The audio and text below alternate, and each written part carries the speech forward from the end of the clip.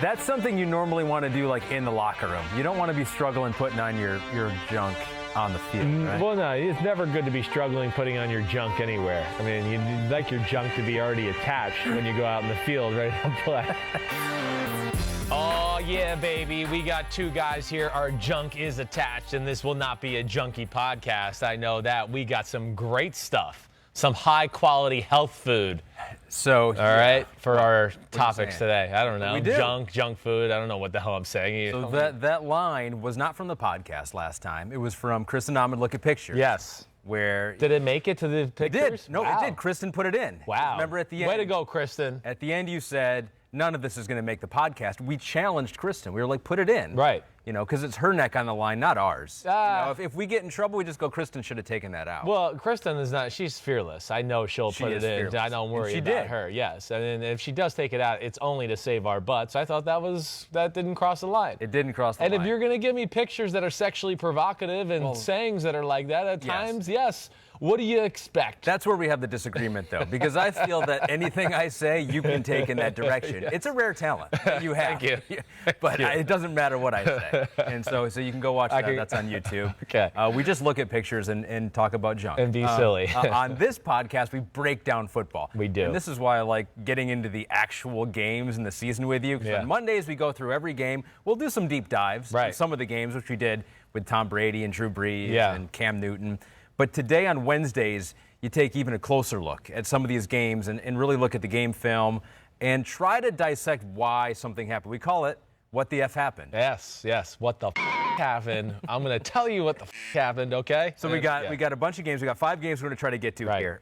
Cardinals, 49ers. We got Rams, Cowboys, Packers, Vikings. We got Ravens, Browns. I don't know what's going on with the Browns now. Yeah, and we'll just talk about the Browns, though, because we already hit the Ravens, though, on Monday. Yep. Packers, we're going to talk about Aaron Rodgers. Pretty much, Adams. Rams offense for theirs. Rams Sean McVay. Yep, I can went quickly through the Cowboys offense. I can certainly give you the theme of the game or things that I saw or liked or whatever else, but I didn't dissect it quite to the way I did, let's say, the Rams offense and what they did. And then at the end, we teased it on Monday's pod. Oh, baby. My top pick power rankings. All right. I like Who's going to get the number 1 pick? And you think it's a slam dunk who the number 1 pick will be. Don't give that away now. Okay. But we'll talk about that if we get to it, time permitting. We're going to get to it. We got to get to it. Okay, we'll try to get to it. Yeah. I got good, concise notes, and I'm ready to go. Okay, so what the F happened? Yep. With Cardinals and 49ers, so the Cardinals got the win there. And I said after we talked about the games Monday, there was probably one team that was happier than any other team. That was probably the Cardinals going to San Francisco, beating a team that was 13-1 or 13-3 last year, all the way to the Super Bowl. But problems for the 49ers. You know, you can maybe chalk this one up as first week. It's no team's going to have it all together in the first week. That's right. They're banged up. Let's not forget about that. A lot of injuries. Yep. But Jimmy G didn't look great. Right. And we got this question from Gobbledygook49, who said how much of Jimmy G's performance was due to the poor wide receiver play. Yeah. And how much was his poor passing. Yeah. You looked at the film. Okay. All right. So this is what I'll say. Just right off, number 1 comment. It wasn't that bad by Jimmy G. Okay. He played solid football. He really did. Are there a few plays where I'd go, man, you should throw a better football here, or don't get off this read. It's there. You know, why did you flip to the other side? Sure. There's no doubt about it. I think, though, all in all, it wasn't the smoothest game for Kyle Shanahan and his game plan. I think Arizona threw a few curveballs at him. 2, injuries, not only at receiver, and I think that's the first thing that jumped out to me when I watched the film. I went, ooh, Arizona, because of the receiver situation, has no fear of these 49ers players. So they were up in their face. That allowed them to crowd the box a little bit, crowd the line of scrimmage, stop the run game. So that didn't ever really get off, right? They stopped that from when Shanahan gets the run game going, then you're screwed as a defense. They made that number 1 priority to stop that. And you're allowed to do that because of the lack of wide receivers being healthy right now. Then Kittle went out, and that even compounded it even more. And let alone Vance Joseph, who's a good defensive coordinator, threw a few curveballs out. And then also just pure physicality blocking. You know, the 49ers are not up to strength up front either. They got a backup playing right guard, and they got a backup playing center right now. And there was moments in pass protection and run game where you go, oh, well, that's them. They show up where Jimmy had to move. Ooh, somebody's going to be open. I got to move. I got to do something. Bam, I'm out of here. I don't think I'll take away from our main thing we talked about Monday with this game. They controlled the game. They had their foot on the Cardinals' throats. The Cardinals were really unable to do anything. They get the block punt. They get a one-play touchdown drive, and that made them feel like, okay, we're in this game. And, we talked about the 49ers then make a great drive, go all the way down the field, and are unable to score from the 1 foot line, right? So it's 4th and 1. That happens, and then it became a ball game from that point. But I just think overall. So you went into the game thinking that Jimmy would look worse than he actually did. No doubt about it. Yes. Okay. I always try to go into the game going, okay, I know my thought, but clean slate. Let's watch the game for what it is. Don't try to make a reason to make it match what you said on Monday. Okay? Yeah, Monday it didn't look great to me. The film was better. Was it perfect? No. I think the big thing that I take away from Jimmy G and the 49ers in general, if teams are going to play them like that, they got to be more aggressive and take shots down the field. They have to. At the very least, get some pass interference calls. They did get that a little late in the game where they took a shot or two, and I wanted to go, damn, there it is. Yeah, you got to take a shot, one, just to back them off. Two, as we talk about all the time, these DBs, the ball's in the air a long time. They usually choke all to death and, start grabbing or misplay the ball or whatever. So I think that would be one thing that certainly jumps out to me. And then the other thing, and I think this plays into Jimmy Garoppolo's weaknesses a little bit and probably why the Cardinals did it. They probably go, let's take our chances. Give him the deep ball. He's not the best at that. Okay, let's take away the middle of the field. So I said they're playing a lot of man-to-man. Shanahan's smart. He sees that. He starts doing crossers. I think they hit one. Then they start to go back to the well a few times in some obvious passing situations. Cardinals did a good job of we got a guy here. As soon as they crossed, he stopped and he waited for the crosser. And then the same thing on the other side. He waited for the crosser. So then here's Jimmy G dropping back thinking, oh, I got man-to-man. I'm in one of these crossers, and there's guys waiting for him. And then that throws it off. So that's what I mean by curveballs thrown at Shanahan. And my point was saying that is they live over the freaking middle too much. They live over the middle. Got to throw the ball outside the numbers. Do they have a receiver that can do that? They do. They do. You don't need a world beater to do that. So here's who they played. Yes. So you got Kendrick Bourne. I looked up the snap counts. Yes. Kendrick Bourne played 92% of the snaps. Yep.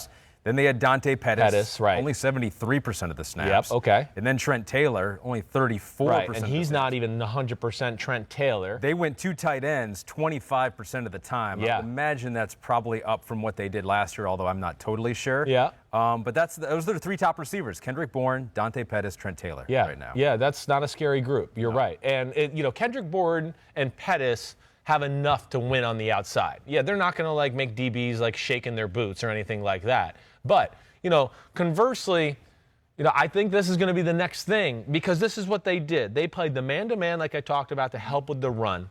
And then the other thing I saw was quarters coverage.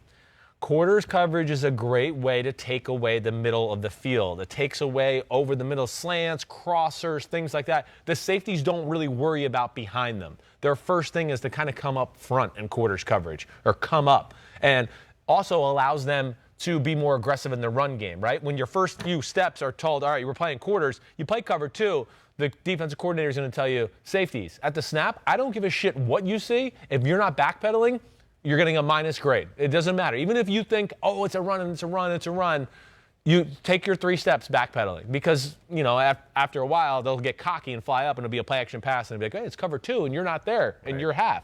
So in quarters, that doesn't go. They're allowed to be flat-footed and be aggressive downhill to stop the Shanahan run game. It gives them an extra guy in the box that way.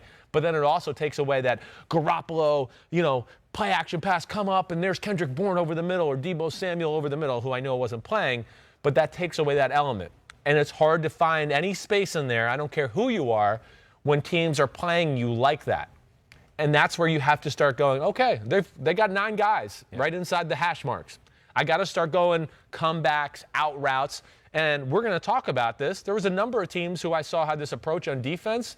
Going into week 1, probably think, let's take away the easy completions. This quarters approach. And quarters are flooding the middle of the field. Okay. And we'll talk about Kyler Murray in a minute. Yeah. They had 49ers took away the middle of the field. They started going, okay, I'll throw a 10-yard out to DeAndre Hopkins. I'll throw a 20-yard out to DeAndre Hopkins. That, to me, is what they're missing. And the big thing that I think I took away, last thing I'll say, with Garoppolo, the reason I think I come in on Monday and go, it wasn't good, and like I said, I still wish it was more crisp There's too many throws that are flat-footed where the lower body is not involved, and that's why it affects his power and his deep ball. He did get classified, and I always check over at Football Reference, and they have a service that classifies, bad throws, or good throws. Yeah. He did get credited with 11 bad throws. Yeah. That was 33% of his passes. That was tied for the most in the NFL with Trubisky and Dwayne Haskins. So there were at least a number, maybe some good throws for Jimmy Garoppolo, but at least some that were classified bad. Too many slam dunks that you just go, you're too good to miss that throw. Or even throws that end up completions, but the guy has to go to the ground or he has to turn around to catch it. And you go, damn, if he threw that on the money, the guy's going to run for 20 more yards. Instead, he had to fall down and it became no yards. So that is an issue with him mechanically that they're going to have to work on. But I think the biggest thing at the end of the game, that just left a bad taste in everybody's mouth. Because those are slam dunk. Those are wide open. The double move on Patrick Peterson, was born in the back of the end zone. That was born in the back of the end zone. He's wide open. And that's when I say, when you hear me say the phrase, is just like, let it go, right? Throw it. Let it go. Let it go. We got people singing. He's trying to be too perfect and, I'm going to place the ball on the bullseye. And what I want to say is Kyler Murray, other great throwing quarterbacks, they don't try to place the ball in between the middle of your chest. They try to drive the ball through the target of your middle of the chest. And to me, that's where he messes up, and that's what he did on that play. And then on 2 plays later on the 4th down, same type of thing. Just tries to rhythm throw it out there. And at times, hey, that's cool. But not here. Not in man-to-man, 5-yard out. You got to drive the ball, throw it with authority, and that'll give you your best chance. So what does Kyle Shanahan do here? Because they signed Mohamed Sanu for a receiver, another weapon there for Jimmy Garoppolo.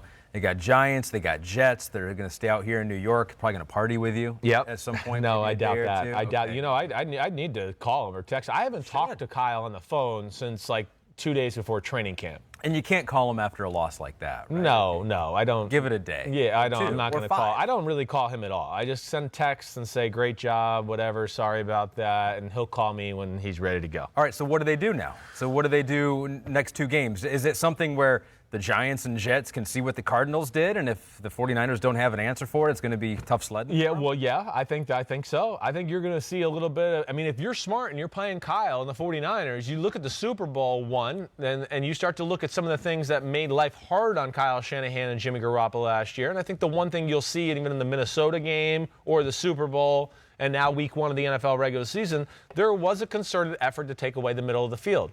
And I think that's where he's going to have to maybe find ways to attack outside by the numbers and the out-of-bounds sidelines to, again, widen the defense a little bit. Get everybody away from your run game. Get everybody away from your inside play-action pass game. And he's capable of doing that. Yeah. Jimmy G just got to throw the ball a little bit more crisp. There was certainly some dicey decisions. And, again, I'll also say this. I expect this day and age, quarterback's got to make some plays on his own every now and then, too. He does a good job moving in the pocket and making some awkward throws, but I would like to see a little bit more playmaking as far as that's concerned. Would you buy this for the 49ers? Yeah. They, more than most teams, and we hear this from teams from time to time, they need to use the run to set up the pass. They need to be. And the 49ers, it's almost like running the ball is what they do best. Yes, right. And so if they can't do that effectively, Mostert had 56 yards in the game. He was the leading rusher. If they can't do that effectively, is it almost impossible for the 49ers to get it going? No, but he'll have to find a way to go, okay, how am I going to now use the pass to kind of help out my run game and get everybody off my ass or my back as far as that's concerned. And he's going to have to find little creative ways to attack those part of the field. I would think he looked at that film last week and went, damn. Whoa, Isaiah Simmons is in there, Hicks is in there, Budda Baker's in there, 31, I can't remember his name, the other safety. They're all in the middle of the field. It's too dicey. So he is going to have to go back to the drawing board and find just little ways to attack the edges of these defense so he can stop that. He'll find it. Yeah. I'll be excited to see what he does this week to kind of help that out. And, of course, it doesn't look like they're going to have Kittle. I don't know where that goes. And I think it'd be completely different right now if George Kittle had been effective. I in the agree. Second half. He played. He only missed 1 snap in the game, which is amazing. But they didn't target him after You didn't even know he halftime. was out there, really, if you were he really looked watching. Good early. And Yes. I think if they had him, they probably win that game. No doubt about it. No doubt about it. There was, I think, probably going in this game, some more plays for George Kittle that Shanahan had, with the old screw you, I'm going to kill you with George Kittle here. Yeah. And, Yeah, it just didn't work out. And listen, the other thing, they got a little lucky. I can't lie about that either. You know, they had a few plays here and there where you go, oh, he's going to have it, and the pass protection broke down, going back to the center and the right guard where there was issues there. You know, they had another game plan play in the fourth quarter at one point, Ahmed, and gosh, I think they ended up punting on the drive, but they had basically, they like to do those fake play actions, right? And then Juszczyk goes up the field, right, as fullback. So the linebacker thinks, oh, man, he's coming at me and going to block me. He braces himself, and then the guy just runs by him, and you're like, oh, shit, it's a great play. Yeah. I mean, Shanahan invented it. And they hit Juszczyk. A few plays later, they had a similar play with George Kittle, and Garoppolo didn't give it a chance. He got off of it too quick and was, you know, and this is where pressure can affect a quarterback. There was no pressure on this play.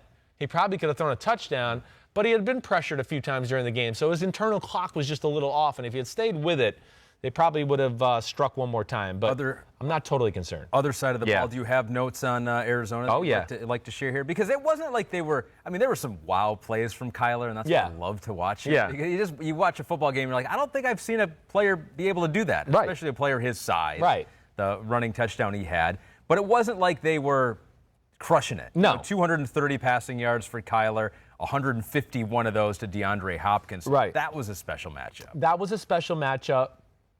They ran the ball effectively, right? And not necessarily because he's a part of the run game. Yeah, he's the man. Yeah. But you have to take that into account. So there's just him alone gives them schematical advantages. And here's another thing that'll never be on the stat sheet.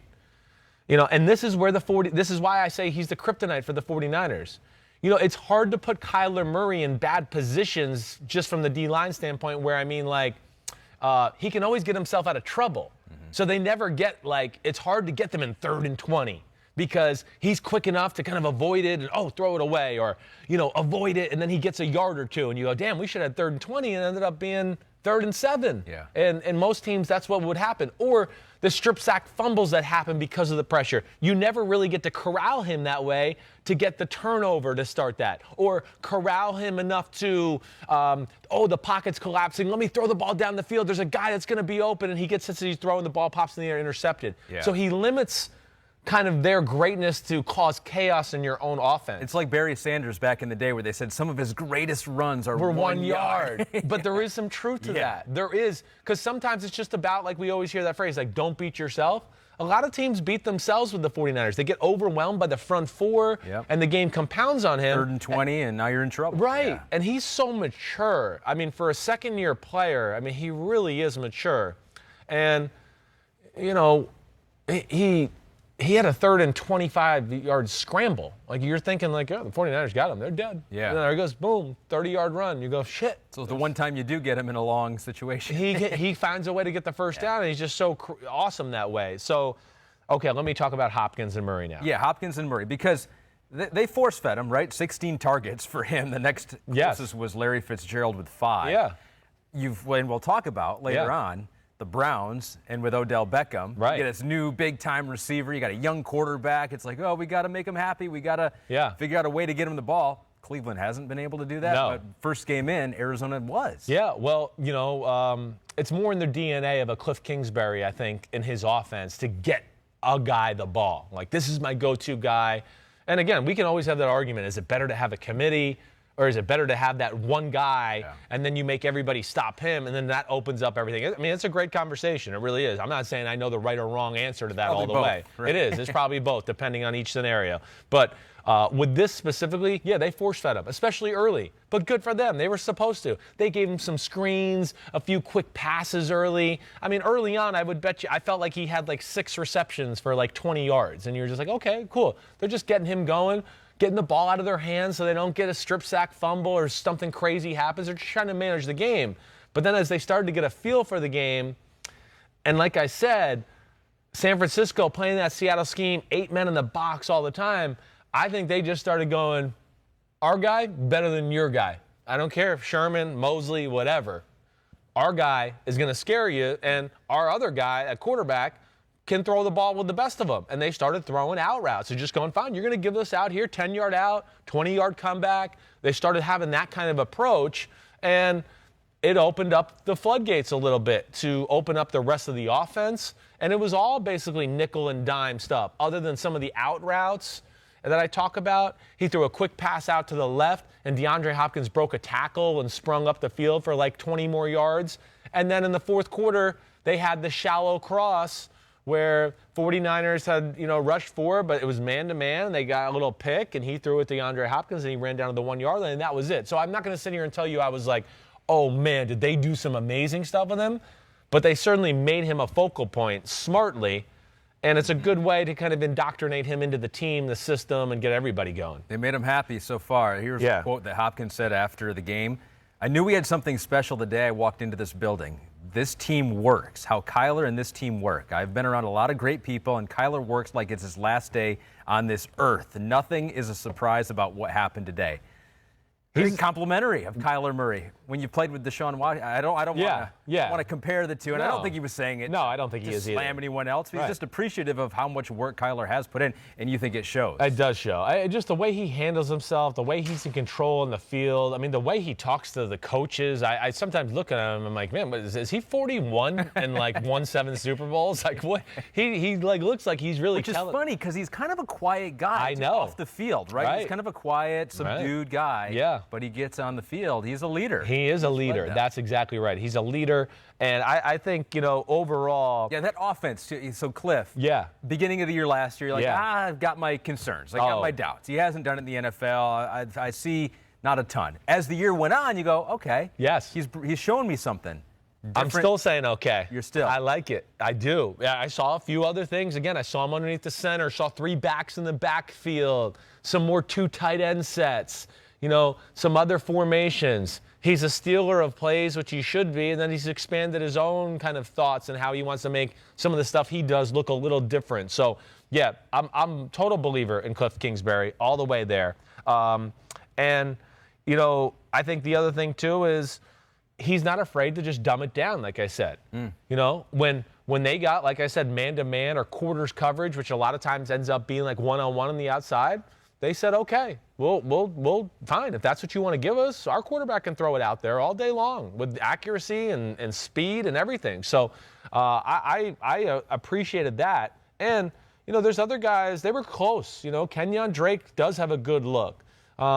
Christian Kirk looks good, like he's flying around the field. So that's positive. I know he didn't get like balls, but just the way he looked out on the field. He did have one catch for zero yards. Okay. But either way, yeah, he looked good to me. It seems like he could have a big year. I think so. And then, Chase Edmonds in the conversation too. 1-2 punch. Right. You could put, I believe I saw a few snaps with Drake and Edmonds and Kyler Murray all back there in the backfield at the same time. And, those are 2 guys that can line up at slot receiver too. So I bet you they continue to toy with that. The biggest thing, though, is Kyler Murray. There's no other way to say it. Yep. He was the great equalizer in this football game because he saves them and his ability to run and do those things. And then the last thing I'll say is the 49ers got to start to learn their lesson. You're playing Kyler Murray. You can't have a second or third down pass play where he steps up in the pocket and all 4 defensive linemen are 5 yards behind him. That can't happen. It shouldn't happen. Like if New England played Kyler Murray, which they will later this year, I bet you never see that. They probably won't even freaking rush him. And it takes away an element of his game that really stresses your defense. And I think the 49ers got to go back to the drawing board when they play them the next time. 49ers 1, 2, 3, 4, 5, 6, 7, 8, 9 is his Twitter handle. Said, Chris, you coming out of retirement, the Niners could use a quarterback or a defensive coordinator, whichever one you would prefer. No, they're okay. Don't worry. They're going to be okay. Garoppolo, again, I don't think he's a world beater, but he is plenty good enough for them to win football games. They do got to get healthy.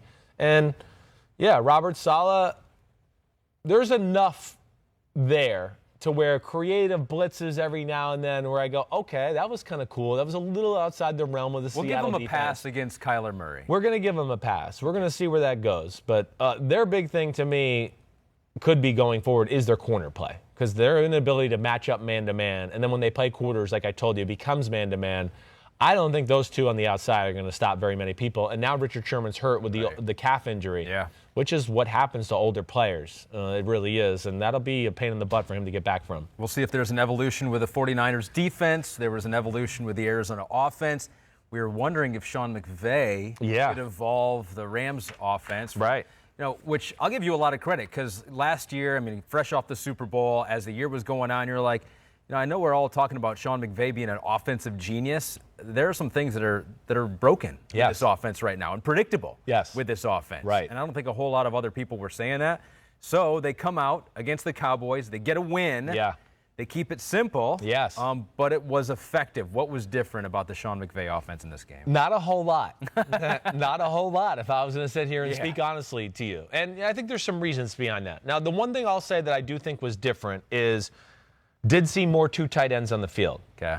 And they'd be crazy not to because I think their third receiver, Van Jefferson, he's still young and getting used to the NFL. So they want to keep Woods and Cooper Kupp on the field. Yep. And then I think their best 11 is when they have Higbee and Gerald Everett on the field. So Higbee played 89% of snaps. Yeah, not shocked. Van Jefferson was 45% of snaps. Okay, and then do you have Gerald Everett on there? How many? I don't have that. Okay, I'm not just like a walking dictionary of snap count. I was interested because I do think I can look it up. Well, we've always known how much they're 11 personnel team, and I would say still the game itself probably still had 70% 11 personnel.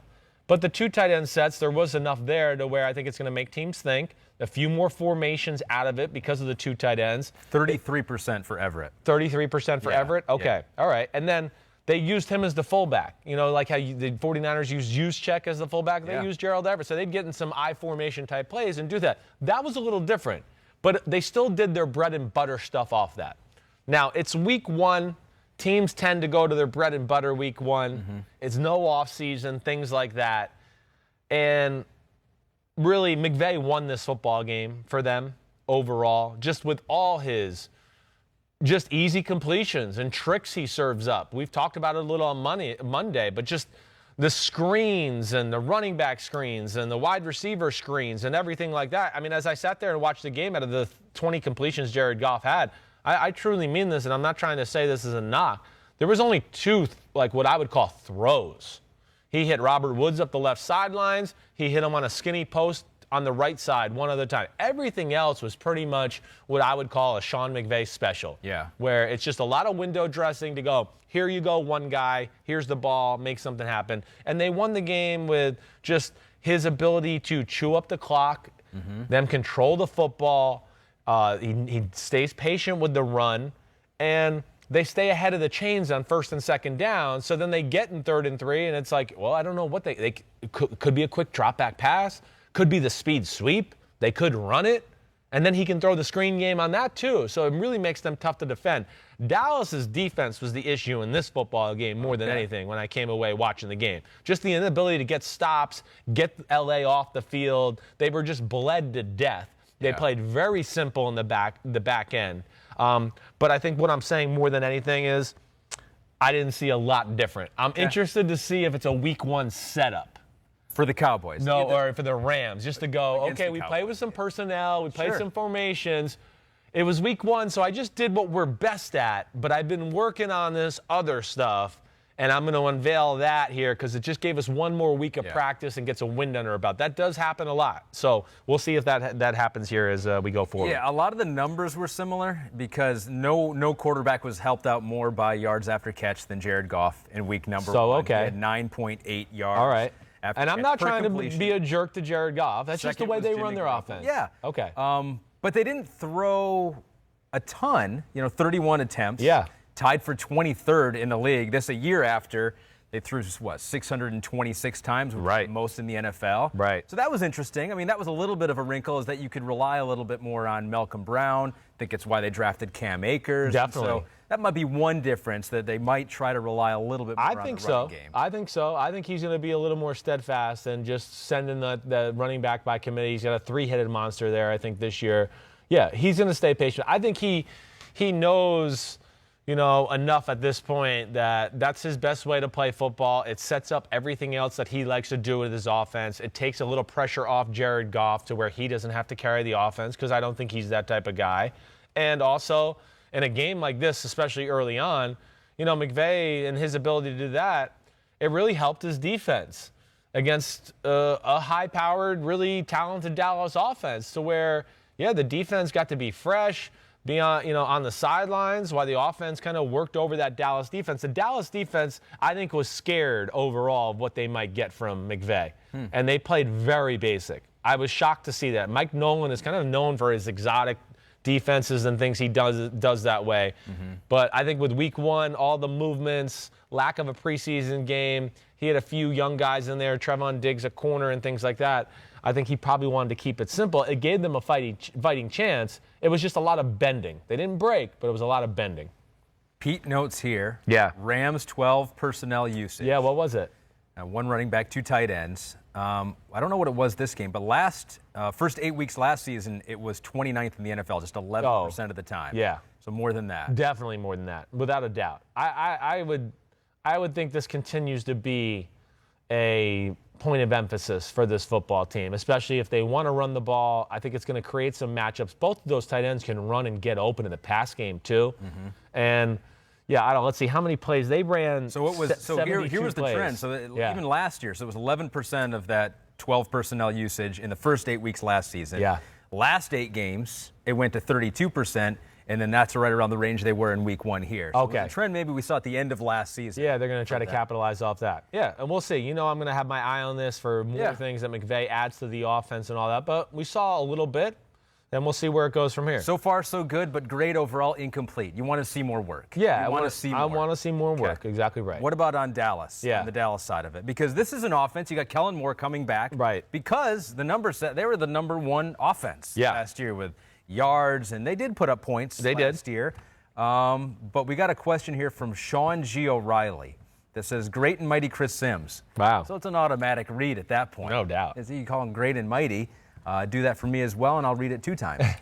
Do you really think that Kellen Moore is a good play caller? He goes, I don't see it.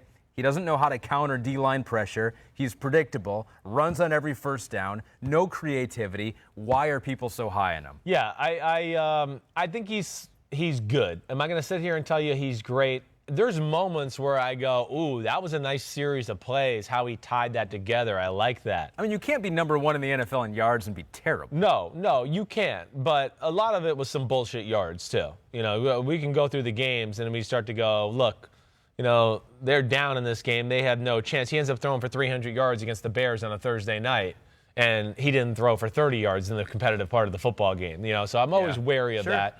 But nonetheless, you're right. It's still a lot there to like. He is good enough. They're finding their way, too, as far as what they want to do with Mike McCarthy and everything like that. I did see some creativity in some things. I'd like to see still more movement. I loved how they kind of did some of the, Michael Gallup, Amari Cooper, almost speed sweep Rams type stuff. Yeah. And a little bit of the, same type of thing of, Kansas City where you see the guy, fake like he's about to do the speed sweep. He stops, and then he goes back out the same way he came from, right? We saw some of that. The screen game was certainly effective. But, yeah, do I still think I need to see a little bit more of a tying of plays together? And, again, not sure if I know what is it that's their identity. Okay, we know McVay's identity. You can say what you want about the – it's going to be pace at the line of scrimmage, right? And they're going to run plays, and he's going to figure out how to kind of stress you there and find easy completions, right? That's their identity. He almost uses a de facto run game with the run game. Stresses that. We know what Shanahan's identity. We just talked about it. Running the football, creative ways to do that, play action over the middle, right? I don't know exactly what Dallas's is, so we'll see where it goes. What should it be? If you were Kellen Moore, what would you lean on? I would almost, with this group right here, I would lean on going Kansas City. I would go and I'd like to run the ball. We got Ezekiel Elliott, but man, we got so many weapons here. I'd like to have more moving parts like Kansas City Rams. Hey, speed sweep Amari Cooper. Hey, we faked the speed sweep Ezekiel Elliott. Oh, now we're in the shotgun. I got Ezekiel Elliott next to me. Amari Cooper's next to me. He goes in motion. We're attacking downfield. I just think it needs to be a little bit more wide open. I don't think they need to be like the old Dallas Cowboys and let's just we'll have one series we're going to smash mouth. And then the next series we're going to just drop back and pass. To me, it's still a little all over the place that way to where I just would like it to be tied together. But what if Jerry Jones is in your ears I want it to be smash mouth? Give Zeke the ball. Because he did look better in week one. There's no doubt he looked better. And again, I told you before we started this, I kind of went over this game quickly. I didn't dissect the Dallas offense like I did the Rams offense. Rams got some playmakers on D, and you never like Aaron Donald to start week 1 is not fun for anybody, and he causes some issues. There was a few times Prescott drops back and he can't set up or throw the ball he wants to because there's people around him, and it's scary that way. But we'll watch what they do here, and man, I mean Cooper looked good, CeeDee Lamb looked good. They just got to get him. They got to get some of these guys the ball in space more. I guess that's the thing that I'd like to see, and that's why I almost say the Kansas City approach. Sure. Blake Jarwin got hurt, the tight end got hurt, so they're not going to be able to play like power smash-mouth football all the time. So that was the Rams getting the victory over the Cowboys by 3. When we do a deep dive and Aaron Rodgers has a good game, it's like we're like, no, we don't need. I don't think we need to do the Packers because we got to do Aaron Rodgers. I didn't say that. So, but we wanted you to look at Aaron Rodgers a little deeper here because we wanted to know what it was here because obviously he looked good. He looked like vintage Aaron Rodgers. What were you saying? What year for Aaron Rodgers? Yeah, like 2013, 2014. Yeah. Very good, very good. Had that connection with Devontae Adams. Yes, he did. But how much of it was this Minnesota Vikings defense? You talk about a team trying to find their identity. Right. What's their identity going to be on the defensive side of the ball? No Danielle Hunter. Yep. So that hurt. Yes. So was it more Aaron Rodgers or was it more the Vikings made a lot of things pretty easy? Yeah, no, the Vikings are not going to be real talented on defense, and especially without Danielle Hunter. I mean, to me, that's why I picked the Packers in the game right away. I mean, I've always said this, anybody that's listened to my podcast, to me, when you get on that surface and you don't have a great pass rush to corral Rodgers, that's when he can take over games. Because even when everything's covered, since you don't have that great pass rush, he'll buy time or scramble and extend the play, and then somebody will be open. I mean, you can't cover for 7 seconds all the time. So that's where he's dangerous. But I do think there was something more to their offense. I think so I wrote down, first things that jump off to me, like right away, more aggressive pass game calls. There's no doubt. Like, they didn't come out trying to go, let's run slant flat and make Aaron jam it in there for 5 yards into triple coverage. Yeah. Let's make him throw the 4-yard out and get some rhythm going and jam it in there between 9 guys. It's just like, that's what they used to do. Like, oh, you're in rhythm? Even sound like LaFleur. No, I know. It's like, I don't know who's coaching. I don't know who that is. But it just used to drive me crazy. And, LaFleur tried to break away from it a little last year, but also it's what Rodgers had done his whole career with McCarthy before that, too. So I'm sure, LaFleur was trying to please him to a degree. Yeah. They came out in this one, it was like none of that bullshit. It was like, we're attacking. You're going to see guys going post, corner, or corner, post, corner. You're going to see all these. We're going to have guys running deep crosses, double moves, straight go routes, all that. So I think that's the first thing that jumped out to me. It wasn't like, let's find a 5-yard completion. Well, let's just attack. Deep downfield, 20-plus yards in the air, 5 for 9, 186 yards. 2 touchdowns. Right. And had one of those incompletions was an unbelievable deep post throw to Valdez-Scantling, who dropped it on the 5-yard line. So it would have been even more. It would have been even more. But again, I think that just shows it. Now, the second thing that jumps out to me, yes, more aggressive play calling. Think it's going to be great for Green Bay. They need to. They got one of the greatest throwers of the deep ball and arms in the history of the sport. I think it'll make them more aggressive in general and just feel better. Like, it was fun to watch. They came out firing. But here's the biggest thing. My man, Aaron Rodgers, he got back to 2014 Aaron Rodgers, 2013. And when I say that, I mean he got into let the first read happen. Wait on it. You've heard me say if I had a complaint about Aaron Rodgers last year and things like that, it'd be times where I'd go, man, within the normal rhythm of the offense, just throw to that guy. I know it's a little tight, but he's open. Like, slam it in there. Do it. You're Aaron Rodgers. Nobody hits the bullseye with, like, more 100-mile-per-hour fastballs than you. But, he would pat the ball and look and then dance around and try to wait for somebody to get a little bit more open. Man, one of the first things I noticed on the first drive, I was like, Rodgers is staying with the first read.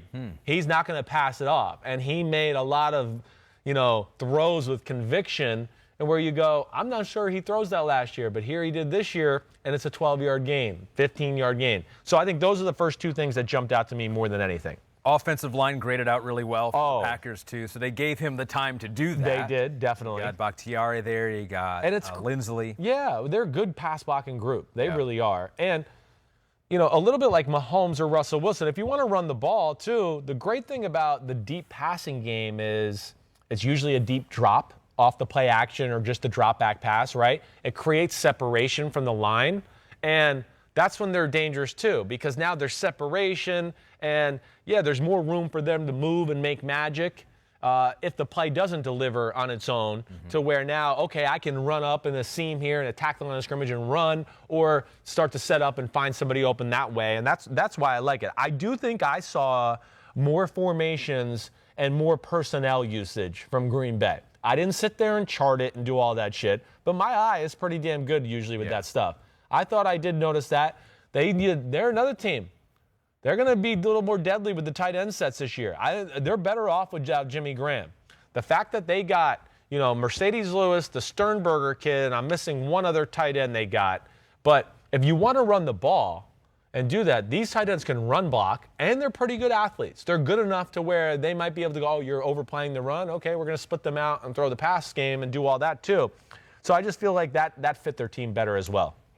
Blake Juarez. Yeah, I think it was. And here, wait, I'm going to pull it out here because I got it right pull here. Pull up the teams. Pull up the old teams. Then Robert Tonyan, he was getting in there. Jay Sternberg. So, 85, 87, and 89. Sternberger. In 2 more weeks, these will be household names right here. Yeah, I don't know about that. Sternberger has a chance to be a guy where you go, ooh, because he pops when you watch him physically. He can run and really be a threat in the pass game. He's young. He came from Texas A&M. It's only year 2. He was hurt a little last year. We'll see what he does. But I like that formula too. If you're going to be Matt LaFleur and you want to run the football and be the Kyle Shanahan guy, overpower some people up front. That tight end usage will help, but it's only going to set up these deep pass plays to Devontae Adams and Valdez-Scantling, which I like. So maybe there'll be more multiple this year, as people like to say. Right. You can do more than one thing. Yannick Ngakoue was the guy that the Vikings brought in. They thought he was going to be able to ratchet up the pressure. One game in, not so good. No. 1 quarterback pressure. That was a quarterback hit on 27 pass rushes. Didn't even notice the defensive line of the Vikings. Were they playing last week? They might not have. I don't know if they did either. There was nothing to write home about, plus the new pieces in the secondary, right? Holton Hill, they went after Holton Hill, a long corner from Texas. But he's issues in man-to-man. He's not made to play man-to-man. He's a Seattle corner. That's what I would say. Jam, get back, don't let the guy go deep. But they attacked his ass badly. If Valdez-Scantling can continue to be the guy we just saw in week 1, then the Packers are going to be like for real, Really? and be a player. So this whole time we were thinking like they need someone besides Devontae Adams. They got to draft someone besides Devontae Adams. You think they may have had it all along? But they've been saying that for the previous 2 years too. Yeah. When we think we got this guy Valdez-Scantling, and then the season comes, and for lack of a better phrase, he shits the bed or whatever. Yeah, you play against good corners, and then it's not as good. But I think that should be a good bit of a confidence builder. And I heard Rodgers talk him up during training camp, and you hear Rodgers after the game talking about the communication with the team and everything's on the same page. To me, when he starts saying that, he's basically going, I trust the young guys. They're not f***ing up too much. Yeah. Because I think he's like Brady that way. You f*** up too much. He's like, get him out, coach. So we'll see where it goes. But, he'll be crucial to the success of their football team.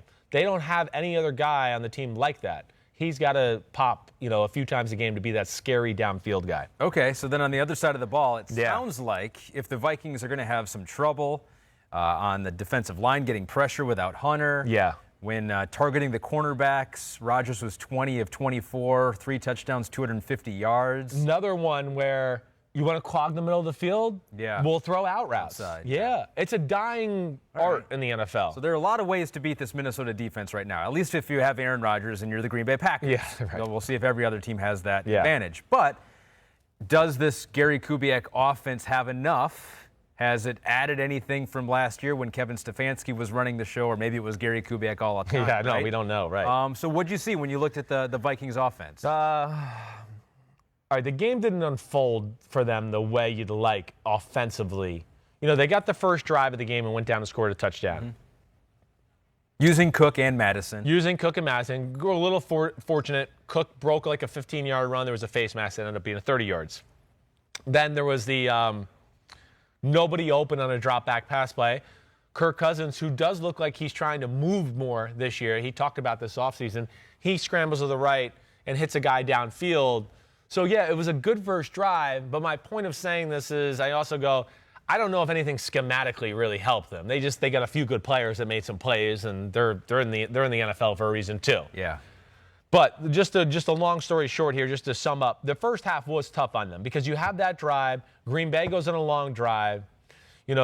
You go 3 and out. Green Bay goes on another long drive and ends up getting stopped on 4th and goal on the 1-yard line going into score, which we saw in a number of games this past week. Now, okay, Minnesota's got the ball back. First down, they run up the middle. Second down, I think it was second down, was the safety. So here they are. They had the touchdown drive. They had a 3 and out. They're getting the ball back. Safety, damn, we got to kick to Rodgers again. So Rodgers gets the ball. They go down and score. They go 3 and out again. Rodgers scores right before the half. Yeah. And then they get a quick field goal drive just to go down and get something positive. So long story short, their defense didn't help them out. The safety certainly screwed them over, giving Green Bay the other possession. They never got to get in a rhythm in the first half, is what I'm saying. After 3 quarters, Kirk Cousins was 7 of 11 for 95 yards and 1 interception. And at that point, the Vikings were down 29-10. Yes. And so then you got to throw the ball deep to Adam Thielen, which they did. Yes. They were able to complete a couple long ones. They did. But Cousins looked good. I got no issue with Cousins. Like Jimmy Garoppolo, you can win with Kirk Cousins. You can definitely win with Kirk Cousins. Yeah, Kirk Cousins is a higher level thrower than Jimmy Garoppolo. I mean, just the throw you're talking about there, and we could watch a number of other throws where I go, that's a high level throw. That's big time. I am concerned about the passing offense, though. There's no doubt about it. First off, the same issue we saw last year as far as pass protection. Pat Elflein has an issue at guard, at right guard. I mean, he's a good run blocker. He can't pass block for shit. So there was a bunch of plays there where I'd go, somebody's open. Oh, Kirk Cousins, he can't settle in there and see the guy because he's got somebody right in his face. And then, do I see repeat concepts? Yeah, I do. A few too many for me in the first few pass plays in itself to where I want to go, wait, we just ran this play 3 plays ago. It wasn't that great the first time around. Why are we calling it again? So we'll see where it goes from here. I don't know. They weren't a playoff team for Chris Simms entering the season. No. And after week 1, you've seen nothing to change your mind. No, it does not. It does not change my mind that way. And, again, they have the 4th and 3 throw to Tajay Sharp down the right sideline. I mean, it's 4th and 3. They've kind of fought their way back in the game. And that's the play we have? Like Tajay Sharp go route? First off, Kirk Cousins was wrong to play Tajay Sharp. He should have played Adam Thielen to the left. Jair Alexander was bump and run in his face. Adam Thielen got off the line of scrimmage and ran by Jair Alexander. That's to me where sometimes, I don't like when quarterbacks go, well, I'll attack the lesser corner. Yeah, but the lesser corner is on the lesser receiver. So, to me, I'd rather go down with my lead horse. Yeah. So that was annoying to me, one, that he did that, but two, the play call. We had a whole summer. Yeah. 4th and 3, our first call of the year is just run straight, guys. Oh, okay. Well, last year that could have been Stephon Diggs running a sharp route, and I mean, they're going to have trouble replacing him. And there's the thought that maybe Justin Jefferson could step in. He had a great year at LSU and could help, not replace him, but be an asset. Yeah, I mean, he'll be an asset. I don't think he's going to be like Stephon Diggs because he's not the kind of guy that's just going to run people, by people on the outside. Yeah. You heard me say with Jefferson going up. Jefferson to me was more like a Michael Thomas. To me, he's that kind of guy. You want him to be on the inside. He can really run routes. He's got amazing hands. He understands coverage, and he's physical. So he can catch a ball and break a linebacker's tackle or safety's tackle and go get more yards. It's early. As we saw with all basically young receivers in week 1, none of them were trusted in big spots, or nobody really wanted to put too much on them. It was kind of like, hey, he's in. It's a big third down. Take him out. Ruggs, maybe the Raiders. Ruggs is probably the number 1 guy. Exactly right. He was probably the one guy I looked at that said rookie receiver, and they kind of based the offense around him early on, and then he got hurt. Yeah. So the Packers got the big win. Vikings got some things to think about and to work on after week 1. I don't see it for the Vikes. What about the Browns? Do you see it for the Browns? Because they lost handily to the Ravens 38-6. Yeah. Ravens, very good team, obviously. Might have the most talented roster in the NFL. Yeah, they do. So they were favored to win, and they did, but they won by a lot. And It did get out of hand late, but it just felt like the Browns, after the first quarter or so, I was like, they probably don't have it here. The Ravens are just too strong, and then the score got away from them. Yep. Baker Mayfield, Odell Beckham, that union just hasn't, unlike what we saw with Kyler Murray and DeAndre Hopkins. Game 1, it was like, wow, 16 targets, 14 of them were catches. Now the pressure's off, and there will be no thought of it. Yeah. We've never had that game with Baker and Odell. Right. So it's just constantly like, I hope this is the week. And there's an issue there. I don't know what other to say. So what was the reason? What did the tape say? Well, the tape, okay, there's a lot of things the tape says. All right, so let's say the first thing I'll say, just to start off the bat, you're moving the ball a little bit on the first drive, and your quarterback throws an interception. Yeah. Backside slant. And again, interception's going to happen. I've got no issue with that. But this interception was solely because of Baker Mayfield. That's all there is to it. It's a backside slant. You're in the shotgun. We talked about this on Monday. You get the shotgun snap. You take one step, and you get ready to throw, right? You just get your body in position. Here we go. Anybody's ever seen like Rodgers or Brady? They get the ball. They snap it. Okay, we're going to throw a 3-step, quick game. They don't take 3 steps in the shotgun because the snap itself is like 2 steps, right? So get it, set up. Here we go, ready to throw. Baker Mayfield, okay, I know it was to this side. I'm lefty, so I'm going to do the opposite. He got it and took 3 steps, all right? Calais Campbell was over there playing defensive line. He, by that time, got all the way over there. Baker Mayfield had a huge window to throw the slant and throw it, but because he took the extra steps, he was late, and he still tried to make it just really hard. He threw it behind the guy. I mean, if you guys, anybody out there wants to watch the replay of the play, even if Calais Campbell doesn't catch it, it's going to have to be like a turn and unbelievable behind you kind of catch that does it. But Campbell gets the ball, boom, interception, gives them the short field, touchdown a few players, so off to a bad start. But after that, I'm not going to sit here and say like Baker Mayfield was horrible or anything like that. The connection with Odell is non-existent. 10 targets. Yes. 3 receptions, 22 yards. They cannot get on the same page with anything. First two drives of the game, first play of the game, it's Odell running a 6-yard hitch route. He looks right at him. He's open. He doesn't throw it. I don't know. There was a few scenarios like that early in the game where I want to go, wait, do it. He's there. But I don't know what he was expecting. I don't know. There's an uncomfortableness of Baker throwing to Odell. Odell drops the ball, on a big 3rd down where the game was still kind of there to be had, and that caused the game to kind of lose control after that. I think it was 10-6 or 17-6, and they had just driven down. It's 3rd and 2. He drops an easy completion. They go for it on 4th, don't get it, and that's pretty much the game after that. What do I want to say here? Well, here's something interesting. Go ahead. The Ravens did, and maybe this is more the Ravens than it was against Baker Mayfield, but they blitzed him 22 times. That was the most blitzes of a quarterback in the NFL in Week 1. So they wanted to put the pressure on Baker Mayfield when he would go back to pass. They did. There's moments with Baker Mayfield of, I don't think he knows if he's protected. So he'll be looking at a guy down the field, and he takes a quick look at the line of scrimmage to make sure that guy that he saw blitzing, wait, did he get picked up or not? And then he goes back downfield. When you want to settle in Week 1, that's unsettling. No. If, number 1, taking on a Ravens defense that's pretty good. Yes. And number 2, you're getting blitzed the most of any quarterback in the NFL. Yes, it is. And then unsettling, too, of I do think he had a few moments of, like, just leaving the pocket or getting out of the pocket when you shouldn't. Like, just stay there. The guy's gonna be open. You're gonna have the throw you want.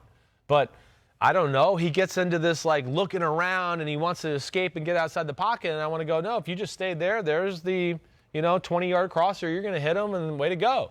But he takes himself out of that. There was something else I wanted to say, and I blanked out on what that was.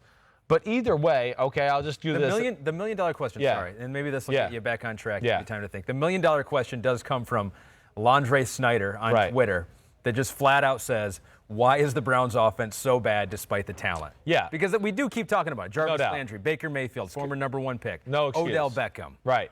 First off, Nick Chubb. It's not Kareem Hunt, best 1-2 punch. That's what we're going to get to. Exactly right.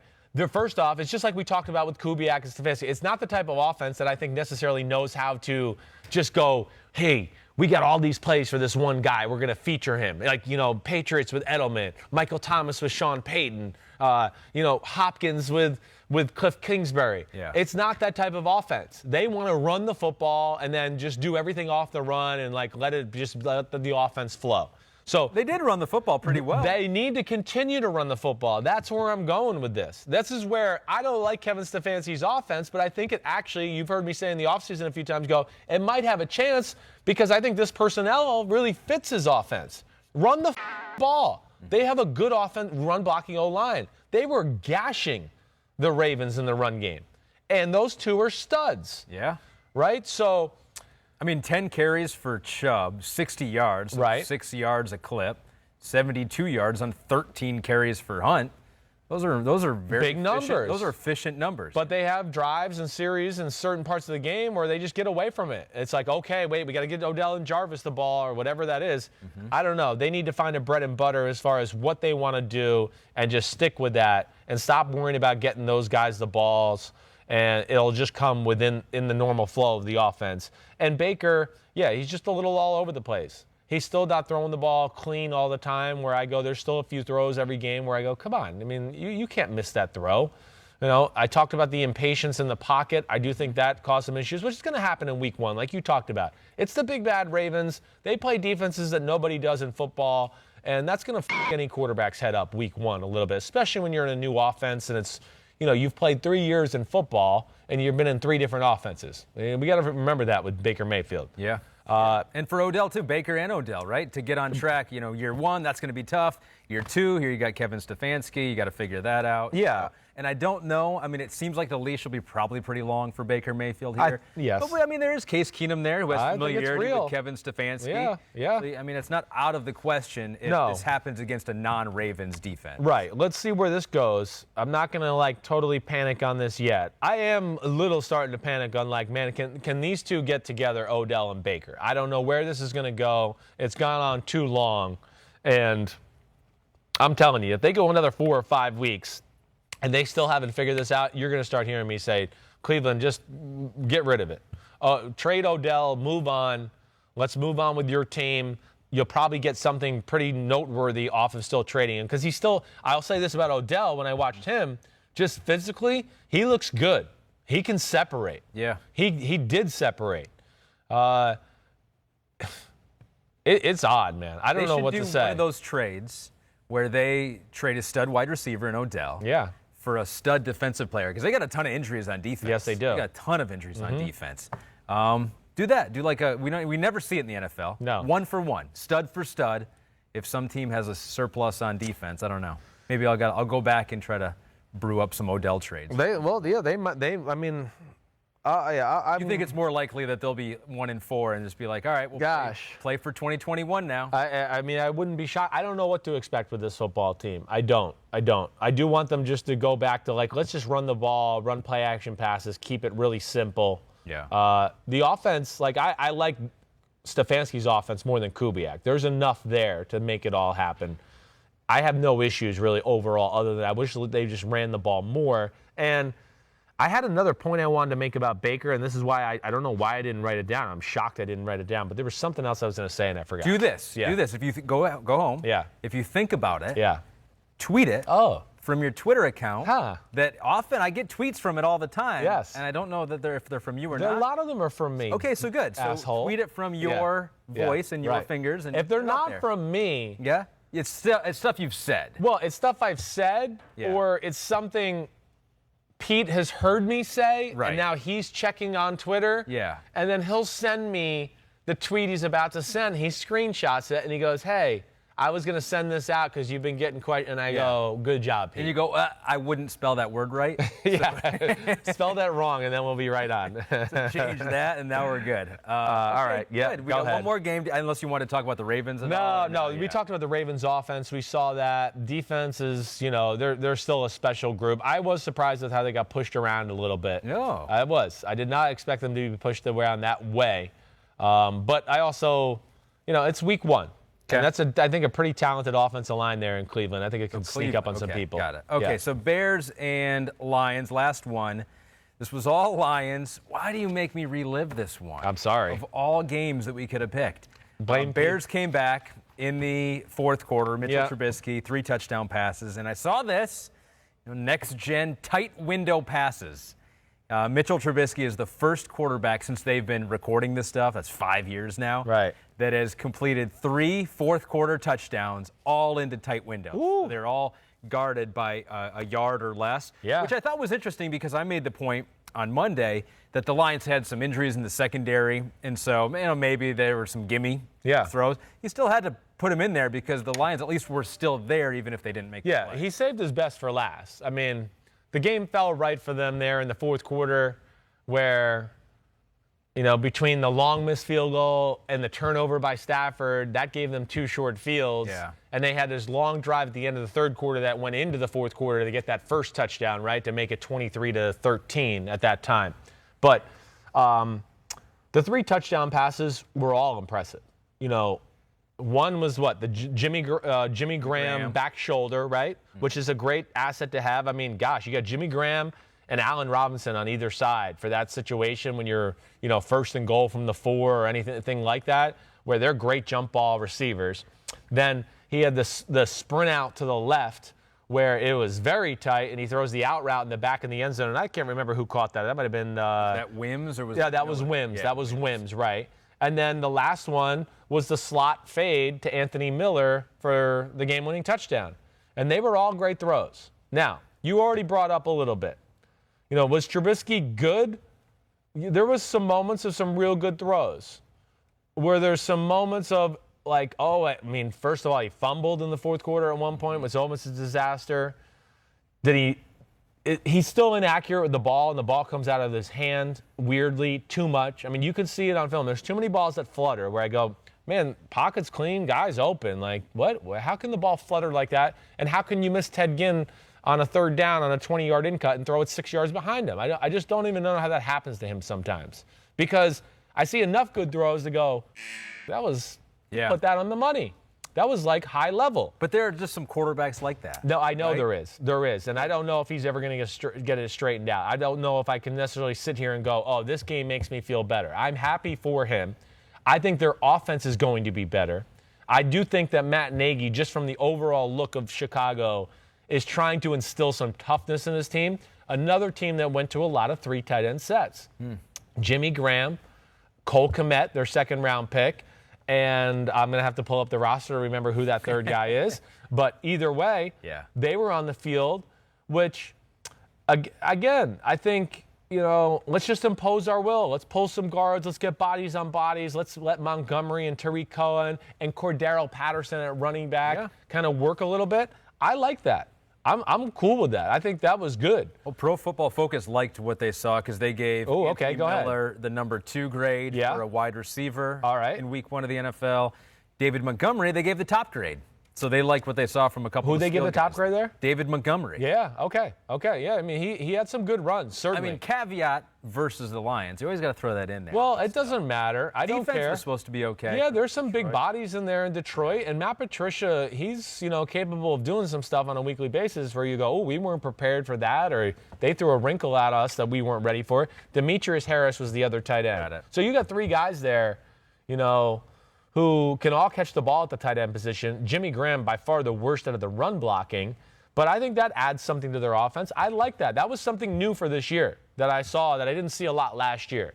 So there's that aspect of it. And then they had when they get in the shotgun, they got into some Andy Reid more here. Oh, here goes Tariq Cohen this way. Oh, wait, he stopped and went back that way like we just talked about a few minutes ago. Yeah. I saw that. That's a good blend. So I was encouraged by Matt Nagy in the offense. I'll say that. And I do think he's trying, like I said, to instill the attitude a little bit of let's run the ball. I saw a few more play-action passes, a few different formations because of the 3 tight end sets. And I think that will give them somewhat of an advantage as we go forward here. Okay, so I should have asked you this in the beginning of the year once we found out that Mitchell Trubisky was going to be the starting quarterback. Yeah. I should have said over-under on when Nick Foles comes in to replace him. Yeah. After seeing this week 1 game, what do you put the over-under at? If you're Las Vegas, what week are you putting the over-under at? Right now, I'm going to put it at, because this is going to buy him a few weeks nonetheless. Like, even if he plays like crap for the next 2 weeks, this game will still be, well, he did that in the fourth quarter. Yeah. I'm going to say 6. So you still think you didn't see 6 enough from this game in the first 3 quarters to give you comfort that he's going to be able to hold down the job for the full season? Not yet. I'd like to see it one more time, maybe 2 more times. Between that, the fumble, very averted disaster. He threw a ball to Allen Robinson on a 3rd down that was right in one of the safeties for Detroit, the guy that came from New England. I'm going to have it. I got it right here. Don't tell me. No, not Justin Coleman. This one. Damn it. Who the hell was it? I'm wrong here. Okay, either way, screw it. He threw a ball into tight coverage, like 3 people around Robinson. To Allen Robinson, and he's got it's like a 3rd and 8, and he doesn't get off it to where I want to go, wait, so here's an under route by Anthony Miller coming off on the outside of it. If he just hits that, he's going to catch it 6 yards, and he's going to run for another 10 yards, and it'll be a first down. But, there's times where he does not see the field well. Yeah. And I think that's what concerns me. And then we talk about throws that should be hit that just get away from him. That happens too much. And the other thing that excited me was seeing Tariq Cohen and Montgomery on the field at the same time too. That's another cool personnel set. So I think Matt Nagy self-scouted thyself in the offseason a little bit, and he's realized there were some flaws there, and I think they're working on it. He goes, maybe Mitchell Trubisky is not the quarterback I wanted, but it's the hand I've been dealt, and I got to make it work somehow. Yeah, right? And he got creative. That's in right. Week number 1. So they'll hopefully, for them, keep things going. I know they'll have Chris Simms rooting against them, though, against the Giants here in week number 2. Definitely. So he'll be rooting against I'm rooting for the Giants. Mitchell there. No in doubt. His second game of the Yeah, season. we'll see. We'll see where that goes there. Like I said, I like the offensive wrinkles. I think that's going in the right direction. I can't sit here and tell you that I'm sold on Trubisky is going to make it through the whole year yet. Not yet. I'm not ready to go give me there. one positive thing about the Lions. They covered better than I expected them to. Okay. I mean, there was With multiple injuries. that's what I mean. Coleman went out. I thought you might see some Okudah people didn't just play. flying wide open, but again, I think that's also though a little indicative of still Matt Nagy needs to expand, and there's a little bit of a predictability when some of the formations and the routes he runs out of those. Yeah. Because there's just too many times where I see average man-to-man cover guys having a pretty good feel for where the receiver's going to go. Like, it's like somebody told them, hey, when they're in this set and he's in this split, he never breaks outside. And they're playing man, and it's like before the guy breaks, he's already breaking inside before the guy is. Okay. Those are little things that just So tell good. me. So the one good thing you gave me about the Lions was actually a negative. Well, thing I about mean, the Bears. the missed field goal and the stupid interception itself, I mean, that lost in the game. That's it. And Matt, I'm not trying to get mad at Matt Patricia for the missed field goal. It's a really tough decision. I mean, what do you do there? I'm asking you. Like, what do you do? You're up. What was it at that time? 23-13. So he's trying to make it a two-touchdown game. I think it's a coin flip. It's a coin flip, right? Yeah. Right? And you hope whatever way you flip the coin that it works out. Yeah, I think so. I think so, too. I mean, I guess the other thing you think of is just you go, man, the Bears' offense, not that great. It is Trubisky. Maybe we just punt him down in there and make him go the distance to the field. I like being aggressive. But going up 2 touchdowns with, again, one of the better 50-plus yard kickers in the history of football and Prater, I get it. I can't be mad at that. Okay, so that is your deep dive into all 5 of those games. Yep. Before we go, we teased it last podcast, and so we have to pay it off. That's what you call paying it off is when you've teased something. It is time for the first ever, we've never done this before, top pick power rankings. Dun, dun, dun, dun. So what this is the top 5 teams who I think are in a really good position to get that number 1 pick. And this is something you want to be considered for. This is a positive. Especially if you need a quarterback. Positive, if you need a quarterback. Yes. So that was what I was going to ask you. You think, at least right now, it is a slam dunk who that number 1 pick will be. As long as that team needs a quarterback, right? Whoever falls to that number 1 draft pick. But if they don't, they'll probably trade out of it. They probably will, Yeah. and this guy will probably be enough of a commodity that somebody will trade up to get. Yeah, Trevor Lawrence is going to be the number 1 pick of the draft. I don't need to see any more film. I don't give a shit if he just goes and sits in the Shades Lounge here for the rest of the year. He's the number 1 pick of the draft. He has everything. And to me, and again, I know Ohio State hasn't started playing. I mean, he is leaps and bounds ahead of Justin Fields or the kid that's at North Dakota State, who everybody talks about as being the other first-round type quarterbacks. Yeah. This kid has got the mental makeup. He's got extreme physical ability. I mean, extreme. He has an unreal arm, and I take that too, not only because of what I see, but people I trust who have seen him in person, and I go, what's Trevor Lawrence? He can throw it however you want it to. Yeah. Can he get a strong arm? He can throw it as hard as you want him to. And it's okay. Yeah. When I had the people I trust that say stuff like that to me, that means like they go, the guy's like for real can throw it. And when you run for 50-yard touchdowns against teams like Ohio State and LSU, then you can run. Yeah. Because they got NFL guys all over the field chasing you down. All right, so maybe we'll call him the Trevor Lawrence Power Rankings. I think that's what it should be. Okay, yeah. Trevor Lawrence Power Rankings. Trey Lance, Pete. Trey Lance and North Dakota State. Yep, there we go. Quarterback. All right, so the Trevor Lawrence Power Rankings here. Number 5, disappointing drop for this team. The Jaguars have dropped down to number 5. Okay. It was a disappointing performance for them, really. I mean, it should have been much higher. You're going to be piss people off by putting them in the bottom 5. It's almost like they might have a quarterback in Gardner Minshew. Troubling signs in Jacksonville. So they dropped to 5. How dare they? Bengals dropped as well. They dropped to 4. They don't need Trevor Lawrence. They don't need Trevor Lawrence, but they'd have the right to trade to a team that needed Trevor Lawrence. And help the rest of their team. But troubling. The fact that they stayed in a game with a team with as talented of a roster as the Chargers. Yeah. What are they doing? Jeez, get your priorities straight, So they're Cincinnati. 4 now. So both those teams have dropped down. They need to show me something week 2 if they want to move up. Right. They need to shit the bed more is what you're saying. So the top 3 is where they showed some promise. Yeah. They really number 3 is Lions. Yeah. I'm putting the Lions there. That was good. That was vintage Lions, but the fact that they were able to blow that significant of a lead to Mitch Trubisky, that's talented. And so not just any team can do that, so I had to put them at number 3. Good for you. Number 2, the Browns. Yeah. I mean, that's showing against – it was the Ravens, but the fact that it was that lopsided and Baker didn't look good, that was strong. Yeah, that's strong. That was scary. And knowing Cleveland and the kind of front office they have and ownership they have, they'll like that number 1 pick. They'll take it. Oh, definitely. It's either playoff or number 1 pick. It's like, let's not do this middle, let's not get caught picking 10th. Right. We want the number 1 pick or we want to be a playoff team. So they'll like that. They're number 2. But the number 1 team in the first Trevor Lawrence Power Rankings, the New York Jets. Whoa. The New York Jets, even though that game was, looked close to the Bills, 27-17. It was not. It was not that close. And that defense is not good. No. And offensively now, no Le'Veon Bell, who knows, and Sam Darnold didn't look great, and they can't protect him. They can't give him any time, and so it's making it impossible for him. So that was strong. Yeah. That was the strongest performance of any team in my top pick power ranking, so they're number 1. Yeah, okay. I got no problem with that. I can get that. You're right. That game was way more lopsided than the score showed. I mean, the Bills, they found ways to keep them in the game. And then it was, 27-10? It might have even been worse than that at one point. Yeah. And it became kind of cheap time for the New York Jets. It was right. 21, 3 straight touchdowns real quick for the Bills. Yeah. 21-0? Yeah, they had 21-0, 21-3. Yeah. They were up 27-10, and that's when the Jets scored late to get a touchdown. The interesting thing about your Trevor top 5, though, is, 3 of those teams have quarterbacks. Well, do they? I don't know. 2 of them number 1 I don't picks. know. Burrow, we know, is safe. Burrow is safe. 1 is. Right. Sam Darnold, Baker Mayfield.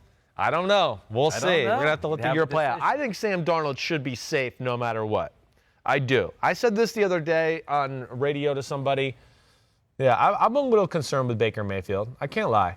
I really can't. I gotta see where this goes. The one thing I'll say between, especially those guys in that draft, what is Baker, and Pete's probably heard me say this, what does Baker Mayfield do that's elite? What is it? I know what Josh Allen does elite. I know what Lamar Jackson does elite. Even Sam Darnold. He's an elite intermediate thrower, manipulator of the pocket. If anybody's open, 15 or below, he's going to bullseye it every time. He's got a quick release. He's great that way. He does that at an elite level. Now, there's other things I'd like to see him be better at, but with Baker, what is it? Like, what is it that stands out to his game that when you think of Baker, what is it? You know what I mean? Personality. Yeah, right. I think that's what it is for a lot of people. Seems like he's got a great leadership quality and got some personality. There's a lot of good in his game, but I just don't know where I see that elite area. And that, to me, is something I'm going to kind of keep watching because I see sometimes elite throws, but then I see 2 or 3 throws in a row where I go, ball's out of his hand, kind of funny, and it's not accurate. You know, I see some great decisions, and then I go, I mean, what the f***? That's like a rookie decision. How do you do that? So I just don't know what to think of him right now. Yeah, especially if he doesn't hold the job for the whole year. Well, right? yeah, If he doesn't do especially that, then all bets are off. Yeah. Congratulations to the Jets. Strong performance. Way to go, Jets. Way to go. Number 1. We'll see where they go this week. See if they can You know, stay one there. other thing I noticed from this week watching film, Yeah. and I know we didn't talk about it. Defenses were very underwhelming. There was not a lot of creativity like, ooh, got Chris Simms excited to watch this, other than a few. The Ravens would be one of them, right? But even for them, I think they even were like, okay, it's week 1. We don't know what to expect here. Let's not be too crazy. Cardinals sounded like from what you Cardinals said did some about different them. things too, certainly game planning, just the right way to approach the 49ers. Just didn't see a lot of exotic type stuff, right? I think we'll see that as we go here, as defenses get to play a little bit more. You get to start to see the other offenses and what they're doing on film, so they'll know like when to take a chance, when to do something crazy. But I think for the most part, that's why we saw the good teams that stayed with their offense and the quarterback and the offensive coordinator all together. I think that's why you saw, for the most part, those teams win football games this week. Pete wants to know, he's pissed that the Giants did not make it into my top pick power rankings. He thought they were deserving, but not quite yet. They were close. They were close. The Giants put up a great showing. I thought they looked good. Man. From what I saw, that one, I thought Daniel Jones looked good. Yes. Slayton looked really good. Yes. That could be a special connection It definitely between can. those two. Definitely can. Daniel Jones has elite talent. He does. And if he's leading them down for a 99-yard drive, if he doesn't, lose track of where Bud Dupree is as he's scrambling to the left and they get hit as he throws and it gets intercepted, man, they're going to have a chance maybe to score a touchdown there and go up 17-16, and who knows where that game goes. Against a really good defense. Really good Maybe one of defense. the top 3 in the league. Definitely. So, Yeah. So we'll Pete, see where that goes. Don't be depressed. Don't be mad, Pete. We don't need Trevor Lawrence, Pete. Nowhere near. They're nowhere near. We got the top DJNY, baby. DJNY. So you got your picks coming up. Got picked tomorrow with Florio. I dominated him. You did really well. I know. All I know is we disagreed on 4 games, and I swept his ass. So Okay. I'm on a mission in the picks this year. Last year was not acceptable. Yeah. I'm going to be a force to be reckoned with now. You were angry. Yeah, I was angry. Not acceptable. When you saw the numbers, I don't think you knew. Did you totally know how bad it was until you kind of looked at them? Yeah, I knew I was losing the whole year. Florio wasn't that much better, but it was just better than me. So that kind of made me feel good about myself, like where I always had a chance. All right, so we'll see where it goes. But yes, Thursday Picks Podcast. That'll be Chris Simms Unbuttoned, PFT PM, collaboration. You the man, as always. Bam.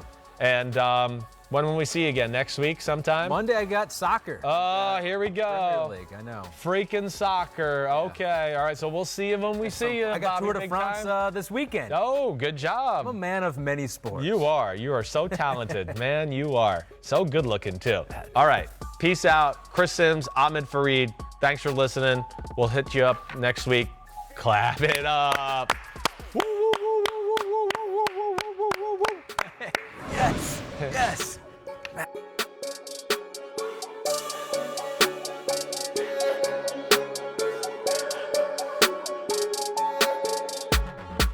Yo, what's up? Come on, man. Subscribe on YouTube to Chris Simms Unbuttoned Podcast. I need you. Please hit the subscribe button, please.